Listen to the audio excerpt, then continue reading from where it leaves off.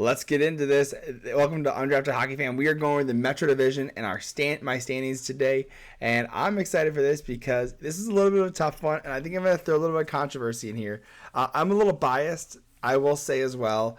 There's a team here that there's a couple sneaky players that I like, and so I'm a little biased here. But again, this is my ranking, so if you have a problem with it or even any issues with it, please hit like or hit dislike. I'd rather you hit dislike, of course. But let me know down in the comment section. Hit subscribe if you want to see more content like this. I have done season previews for every team specifically, so if you want a full breakdown of those, you have those are all available right now, but we are now doing divisions. So going over the Metro Division, let's start. Last time we started we did the Atlantic Division already. We went first to eighth. We're going to start at the eighth position now, jumping over to the Philadelphia Flyers. So I do have a soft spot for the Flyers, but not because that's not the team I was talking about. I'm excited for the Flyers are doing. They're in their first official start of the rebuild. They moved out a couple good players, being that they also moved out Provorov. Sean Couturier is back after just a long time. You're looking at a guy who is being paid a lot too. So if you go down to his cap friendly over here, Sean Couturier paying $7.75 million. This is a guy that you want. He's an assistant captain, or he's your assistant captain, right? Probably he's going to end up being your captain for how long he is. And the fact that he's back shows that he probably will end up being captain, in my opinion. But I love the moves that Daniel Briere has made so far. And he made a great trade with Ivan Provorov to Columbus, picking up Sean Walker, who's a great NHLer from LA, who is in the deal, and also picking up Cal Peterson and a prospects and picks. So at I think it's a first round pick from Columbus as well. So moving out your good players, get rid of them. And let them, and that's the goal of the rebuild, right? Send out your good players and bring back in assets so you can continue to rebuild and tear it down, right? They also moved out Kevin Hayes, 50% retained for a 6th round pick. I don't care for that. I really wish I know they did it for the cap space. I think it ended up being around $3 million in cap space. I don't care for that deal. I wish they would have gotten a little bit more, especially if they're retaining 50%. But in reality, the cap space is the super valuable part here. And by moving that out, like I said, $3+ million, this is the cap space you can utilize, so you can take on more dead cap and bad contracts at the trade deadline. So I'm excited for Philly, and I got a buddy from my hometown that got drafted there in the 3rd round a couple years ago. He just got sent down to the AHL, but I imagine he'll be making the team next year because he signed a 2-year contract with them. So hopefully he breaks out next year and on the team, and make sure they send out enough defensemen so they can make space for him. Ronnie Addo, check him out. Anyways, moving on. This is one of the more controversial ones. I actually see Washington falling down to the 7th place division, or 7th place spot.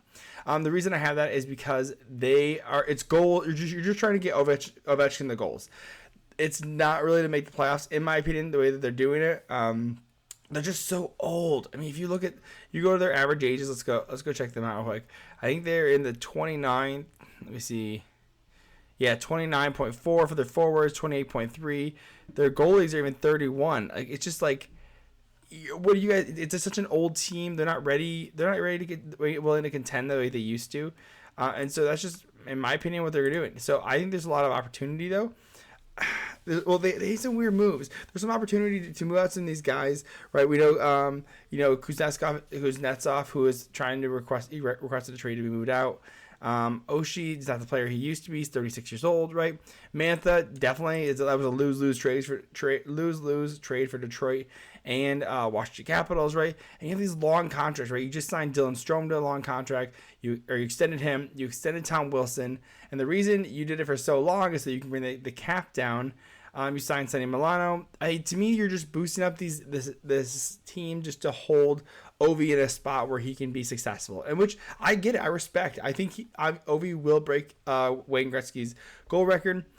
I think Matthews will beat it long term. And they also traded, but I think that's the goal right now. I mean, they did trade for Sandin, right? Traded the 1st round pick for Sandin.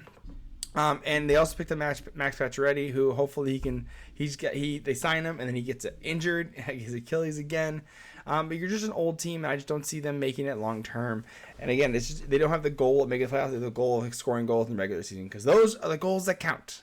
So moving on to the next team, I actually have the Islanders jumping up. To me, I know they made the playoffs last year. I'm not hot on them at all. This is more they're in 6th for me.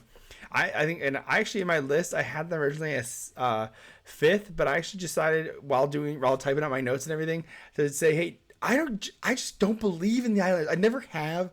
I haven't. They missed the playoffs the year before. They made it last year. They did it in 6 games against the Carolina Hurricanes. I'm just not confident. And the thing is that the only thing I'm confident in is Sorokin. And they extended Sorokin. They put him for 8 years. But I just don't see it long term being a team that is going to swing up, right? Because to me, the team that could be, I'll talk about it next, but like to me, that you're just kind of staving off the bleeding. I mean, you want to talk about another old team who's going to have a really hard time building a backlit. 29 as their forward group, right? Like at 31.5 on their goalies. I mean, that's mostly Varlamov, but 29 on their forward group. It's just you have a lot of older guys, and there's not a lot of youth coming here. You have Holmstrom right here is 22, Wallstrom's 23, but those are really your youngest guys. Everyone else is there should be in their prime or outside their prime, and they're just not making big moves, right? They signed Scott Mayfield again. It's just to me, they traded for Bo Horvat last year, so they are going to get a full year out of Bo Horvat. So hopefully he can really infiltrate that system and really bring up the value there. To me, there's no really big changes. So the only thing I could say they do have to work with, and Lou Lamoriello is a wizard. They do have $4 million. Oh, no, they don't. I wrote this in the wrong spot. This isn't supposed to be for the that's the wrong team. They don't have anything. They can't do anything. So I'm just not confident with this team. I just don't. Sorokin could drag you. That's the only caveat is that Sorokin can drag you to the playoffs. But to me, I'm just not confident because I'm thinking of the next team that is on the up and coming up, and they made a lot of big moves. Still little holes, but these are still guys. It's still a team that I have outside the playoffs, but definitely making an improvement.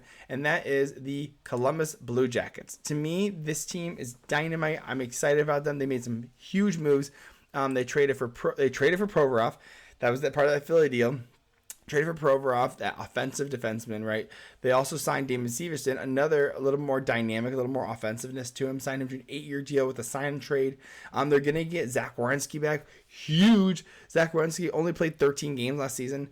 Now, the one thing about is the Mike Babcock thing. We're not talking about the play, but the Mike Babcock thing. I'm glad he's out of there. I think that's going to bring a whole new vibe to the locker room. You have Pascal Vincent came in as the head coach instead. He was the assistant coach last year. Has been with there and has really deserved an opportunity and has earned it now. Unfortunately, this probably should have happened before signing Mike Babcock. But understandably, why they signed Mike Babcock was because high-end coach and a team that doesn't bring in a lot of free agents. So. Which is the reason they trade and they pay some of these guys so much money. What they really they traded for some guys, they signed some guys, and those are the big ones. You have again Werenski coming back, but this is why the huge factor, right? The factor for the Islanders was goaltending continues to be good, right? Continues to need to be good. The Columbus Blue Jackets had god-awful goaltending, some of the worst goaltending in the league. They had Merzlikins had a 4.23 goals against average and a 0.876 in 30 games save percentage. 0.76 is that your third string. You're a third stringer, and this guy's signed for a long time. If you look here, he's signed for 4 more years at $5.4 million. He's your goalie. And you pay him this much. You're not gonna buy him out. He still can make a bounce back. He showed promise before, but now they're surrounded with a little bit better defense. And you get Severson, Ivan Provorov, Werenski. There's some better guys around here that they could be. And I liked Tarasov, but he had a bad year too.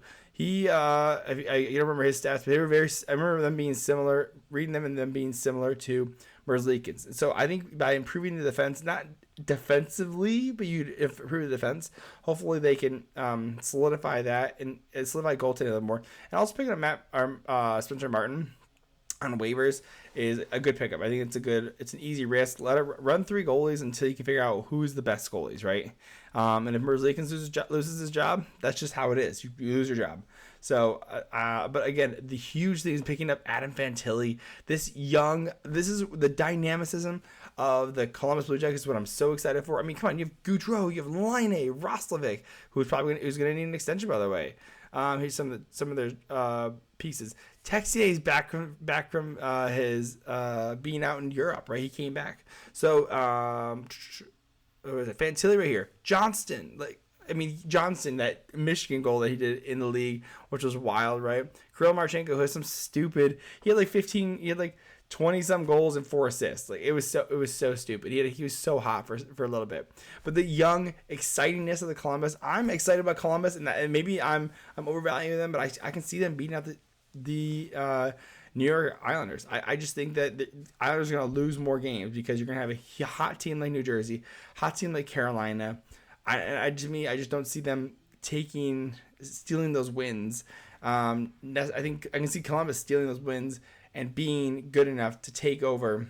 Because I think they improved so much and they went out and made so many good moves. So that's where I see them. And then we're moving into the playoffs. And this is where this team is the team that, there could end up being 5 teams from the Atlantic Division, or there could be this one going into it.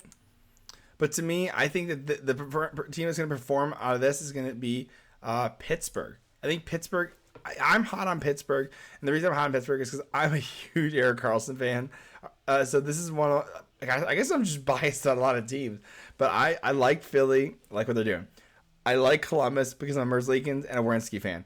I'm a huge Karlsson fan, so now I'm rooting for Pittsburgh. Especially being a Detroit Red Wings fan, that's tough for people to hear, and I'm just a big hockey fan in general. So, anyways, I think what Pittsburgh is doing, I like what Erik Karlsson brings. Of course, winning the Norris last year.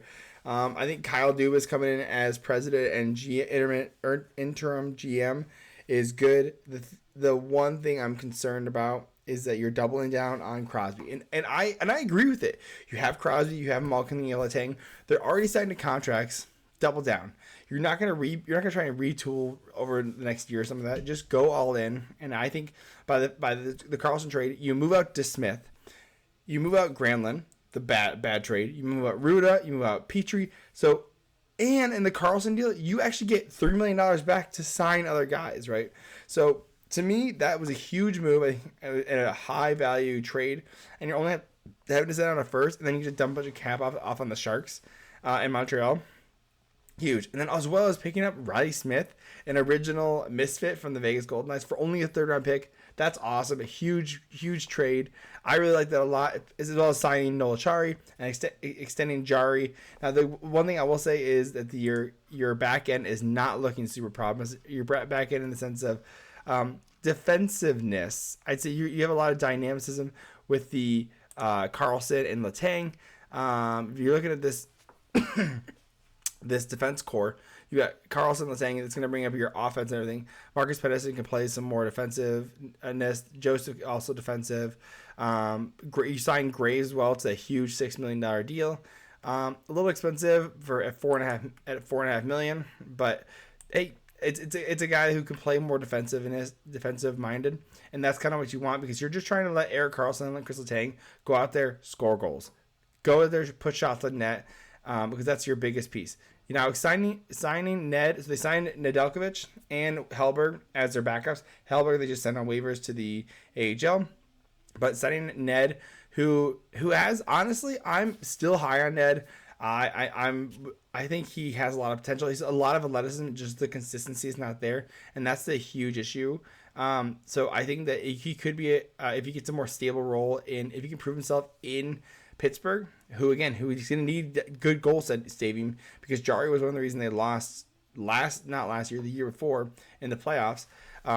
So I think Ned can be a good backup, a good stable, probably a good 1A, 1B, hopefully. But with how much you're paying Jari, hopefully he takes that starter position, and it really shows that he's worth the money. I think it's too much for what they got for paid for Jari and for too long, but the goalie market wasn't that hot, and you already. It's a devil, I guess, in this case. So, I see him making the playoffs, but let me know what your thoughts are. This could be Metro Division, could be a division where the only 3 teams come out of it, right? And so, and the other 5 teams could come out of the Atlantic, which would be crazy, which would be exciting. But I could definitely see that. So we're going to move on to my next team that I think is to me 3rd. It is the Rangers. I'm similar to... Islanders, I'm not a huge truther on them. I think they have better pieces than the Islanders, right? You have a lot more pieces with having Panarin, Zibanejad, Kreider, Trocheck. I mean, you have some grade A players that are high caliber players. That just put up points. I mean, Panarin, Zibanejad, and Kreider are like 100 points, 40 goal scorers. Like, you're just like, there's just so much excitement and so much great top end talent. And then you have some of the younger guys that you really need, which are really the keys, in my opinion, of what's going to happen with this team coming out of this into the playoffs, or coming into this year, is having a huge season by Lafreniere and Capo. They need to break out, because you know what? The signings of Gustafsson, Quick, and Wheeler, these older guys, these established veterans, are not going to be it. You need that depth scoring from the young guys. And so that's where it's going to be the huge X factor, I'd say, in this, is having these guys really break out, because they're the future, right? They need to bring up the floor of the Rangers, and so that they can solidify that. So I can really see that, of course. But of course, you have phenomenal defense scoring Trouba, Fox, Keandre Miller, Ryan Lindgren, Schneider. I mean, like, they signed Eric Gustafsson as an extra, but not necessarily needed. But those are the big ones that you need, and because this is a team that has already made a lot of moves. They made a ton of moves last year. They lost Patrick Kane now and Tarasenko, who they both traded for. But if you look at here, and they still have a first round pick, which is great. So there's an opportunity where they could still make a trade with this first round pick, which I think they're going to, right? But they don't have a lot of cap space to work with, so there's going to be someone's going to be lost there, right? Imagine what you could trade if Lafreniere or Kakko doesn't have a great year. Imagine what you could get if you trade out Kakko at a first. Like, who could you sign? It would be someone huge. It would be really exciting. Maybe just pick up like all of Arizona's people, like Dumba and like like Keller or something like that. That'd be wild. So. But again, I have them in the third, so I definitely see them dropping, but still being pretty good. So, and then the next one I have, again, and this is, again, I'm gonna ruffle some feathers here. So, I got Carolina in the second position. I'm super hot on New Jersey, but here I have Carolina, a huge and phenomenal team. They're a great team. They're pretty stable in the sense, because there's a lot of similar guys, but they did make a couple big signings, picking up Michael Bunting, who had his issues with the league. So hopefully he can settle down here with the Carolina Hurricanes. Sorry, I'm trying to keep my notes up while trying to make some moves. So they have Michael Bunting signed for 3 years at $4.5 million. Great, he can rough and tumble with the best of them, and he's an exciting player, and he can play he can play with the top line players, which he showed with playing with Austin Matthews and Mitch Marner on the top line, because he can pull that grit, kind of that almost like he's like a low producing point. He's a lower points Bertuzzi, in my opinion, a little more excitement, a little more grit, which I think would be huge for that team, right? But you have the nice thing about the Carolina Hurricanes is that you have a couple guys that are signed long term, like Kotkaniemi, Aho, you have Bunting, but look, you can make a lot of moves, right? There's a couple of guys in here. Martin Hook's going to need an extension. Jarvis is going to need an extension, but this lineup can be turned over pretty big next year, especially we'll see if they're going to keep Teravainen or not. But it's exciting. It's exciting for them. Another big one that they picked up was Orlov. Dmitry Orlov signing for a $7.725 or $7.75 million for 2 years. Very expensive. But the reason you pay for a guy like this is because when he got traded from Washington to Boston, he had 17 points in 23 regular season games, and in the playoffs he had 8 points in 7 games. So a playoff producer, and that's exactly what you want to see for the Carolina Hurricanes. You want guys that can produce, guys that can put up points, right? We'll see how that goes. One thing I will say is that they do have, one of the advantages I see for the Carolina Hurricanes is they don't have superstars, right? Superstars. They don't have a Jack Eichel. They don't have a McDavid, right? Sebastian Aho is definitely a star, right? Teravainen is a star. Stahl is a star. Like, Natchez is really breaking out. Martin Hook is breaking out. These are all a little bit young guys, though, too, right? Natchez being 24. Martin Hook, older, right? But he still plays very well, especially in that older age. But Jarvis is playing phenomenal. So some of these guys are young, but breaking out. They don't have that superstar. So I think having them play. So I think the nice thing about them is that they have to go by committee. So they have, like, a team like this essentially has a good first line and 3 second lines. So this is where you have a lot of more of a team effort, right? Where you're seeing kind of like when St. Louis won the cup, it wasn't a superstar. Now O'Reilly played phenomenal, but it was all like you had 4 amazing lines that you rolled out, kind of like what the Islanders do. And this defense core, I mean, you have Brent Burns, I mean, Jacob Slavin, I mean, Brady Ski, like you have Brett Pesce, like D'Angelo sign. I mean, like this is a great core.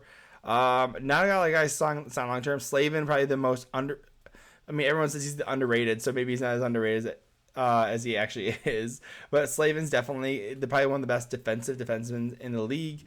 And with just the offensive dynamic of Brent Burns and Dmitry Orlov on your PP1 and PP2, I mean, you're going to put up tons of points in the power play. So I like that a lot. And then plus you're also running 3 goalies. And I think they should. I think they should actually keep the tandem because for the Carolina Hurricanes, if they try and send, I think Kochetkov is waiver exempt, so he could be sent down. But you're bearing, she's down for $2 million for the next 4 years. So he could be sent down. But you have Ranta and you have Anderson who are definitely injury ridden. They're older. They're 34 years old each. So in my opinion, you might send Kochetkov just to get some playing time down in the AHL. But really, with one of these guys definitely going to get hurt, and so you have to probably bring up Kochetkov anyways. So I think he can take a good chunk of the games, maybe upwards of like 10 or 15 games from those guys. Just give them a rest, which would be huge because you want them ready for the playoffs, right? That's why you have these goalies because they play well in the playoffs. So I'm excited for Carolina, and I think you guys can have a pretty good deduction of who I have for number 1. The New Jersey Devils, and I mentioned it too, so that helps too. I like the New Jersey Devils. And to me, they're not the most complete team, that I will say, but to me, they are gonna be the top team, because I'm expecting Vanacek and Schmid, their goalies, to take over as amazing goalies in the league. To me, I just see them being like the goalies, right? I think I think Schmid played so well. I don't have his stats down right now, but actually we'll jump over to stats real quick just because I have these up because I did want to showcase these two. Schmid right here, going over Schmid's this one right here, a 2.13 goals against average and a .922 in 18 games. I mean, a 9.5. I mean, that's a great save percentage. Look at Vanacek still had a good year too. A .911 save percentage and a 2.45 in 52 games. That is a starter level of games. And a 33-11. That's a great tandem right there. So I think Schmid could even take over. I think this could be a 1A 1B, which would save Vanacek for the playoffs, who did play well. So that is one thing I will say. Schmid, I mean, they both play well. So to me, that is where I think is the dynamicism, because Schmid is also your future, right? Look at this guy. Look at this. 6'5", and Vanacek's only 6'1", so he's your guy of the future. So I definitely could see them long term having a great spot. And the reason I brought up the depth chart is I do want to show where they made some great moves. The Tyler Toffoli deals, trading out Sharon Govich in the 3rd. And it was only his rights too, right? And they pick up Toffoli. This is essentially their deadline acquisition that they're doing. Well, one of them, I'd say. And the nice thing about you pick up Tyler Toffoli now, because he wasn't going to sign long term with Calgary, is that you have all year to build chemistry with the team, right? And suddenly you send out Sharon Govich, who's maybe a second liner, definitely a third liner, and a 3rd round pick for a first line right winger, and Tyler Toffoli. I mean, this guy put up, I think he put up 30 plus goals last year. He had 34 goals last year. I mean, imagine him, Jack Hughes, Jesper Bratt. I mean, amazing first line. Timo Meier, Nico Hischier, Alex Holtz. I'll probably move him down to the 3rd line. Move Dawson Mercer up. But to me, I mean, what a 3rd line. You'd have Holtz, first rounder, growing into a spot. Eric Hall as your middle pair, and Palat. It's an amazing 3rd line. That's almost that's a pretty decent a below average 2nd line. Play on your 3rd line. So I think it's huge. And don't even get me started. And you're gonna get me started because you're watching this video for this. An amazing decor, Siegenthaler, Hamilton, Luke Hughes. I mean, John Marino. This is an amazing defense system. So I think the fact that you're bringing in Luke Hughes and you have an amazing defense core is going to help shelter those goalies a little bit, help them keeping guys shots out to the side. But I could see a huge breakout party. We saw how well Luke Hughes played last year. But again, and I think potentially they're not done. I think they could trade for a goalie still. And send Schmid down to get a little more playing time in the AHL. Just get super confident, get super refined. He's at that teetering age of 23 where he's still a young goaltender. But I can definitely see him bouncing and doing a phenomenal job there. So anyways, let's go over to my rankings here. So again, we have New Jersey winning it, Carolina doing a phenomenal job, New York Rangers less confident in them, Pittsburgh more confident in them because of that Erik Karlsson deal, but not confident enough to be as Rangers because of Sorokin. Columbus making big moves. New York Islanders, Shesterkin for New York Rangers, not Shesterkin, not Sorokin. Sorokin is the Islanders. My apologies. I've been doing this video for a while. Washington again, goals for Ovi, and Philadelphia. You're in a rebuild, so I think it's gonna be huge. I'm excited for them. I think it's gonna be a great season. Let me know what your thoughts are. Are you a fan of any of these teams? And if you are, go check out the season preview videos that I did for them, and let me know what your thoughts are. Hit like, subscribe, comment. Tell me I'm wrong because I want to hear it. Let me know I'm wrong, and I'll comment back. So, anyways, hit like, subscribe. Love you.